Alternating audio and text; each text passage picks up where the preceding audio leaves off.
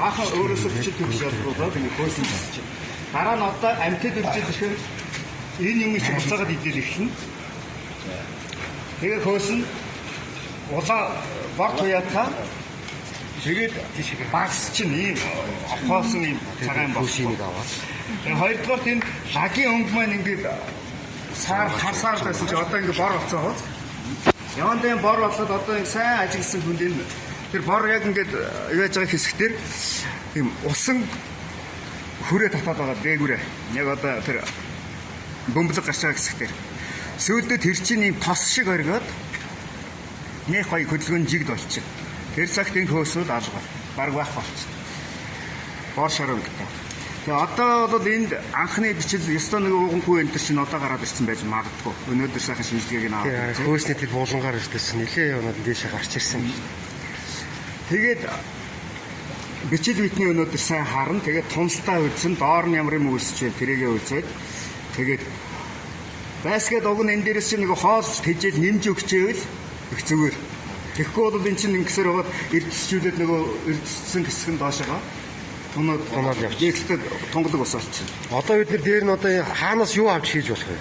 Яг нэг 7 хоногийн дараа дахиад энэ талаас лаг аваад хийчих болно одоо. 7 хоногийн дараа.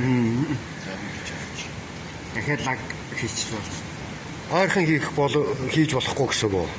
Одоогор бол энэ дөнгөж задрал болж байгаа юм чинь болохгүй. Бичил бит нь арай үсэг. Манай бичлийн өнөг биетнүүд ихсээд ирсэн тохиолдолд нөгөөд чинь цэвэршээд ирэхийн алдад дахиад хоол хийж өгөөгээд өгчин. Тэгээл яваад байвал хөөс энэ хөөс ер нь ингэж ихсэх муу гэсэн тийм. Хөөс одоо ингээд цав цагаан хөөс ингээд энэ гэдэг чинь нэгдүгээр нөгөө задралын процесс нь эхэлж байгаа. Цагаан хөөс. Тий. Цагаан хөөс, цав цагаан. Хоёрдугаар лагийн нөгөө тун гэж юм байгаа. Өөрөөр бичил биетийн хэмжээ нь бага, лагийн тун нь бага. Тийм байгаа тохиолдолд энэ ингээд одоо энэ дээр чи бид нар хоол хичээлээ дахиад нэмээд өгчихлээр энэ хүчил төрөгч энэ хөөсөж идээд тэгээд энэ хөөс багасаад нөгөө юу нэгсэн.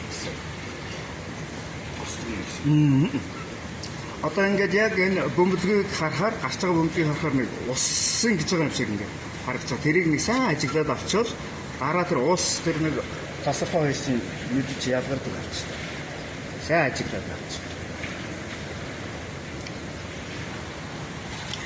Тэгээд яг одоо энэ дээр бид нэр орж байгаа дээр нэр энэ амар халуун байна. За саундаас арай л эндээс очив тий.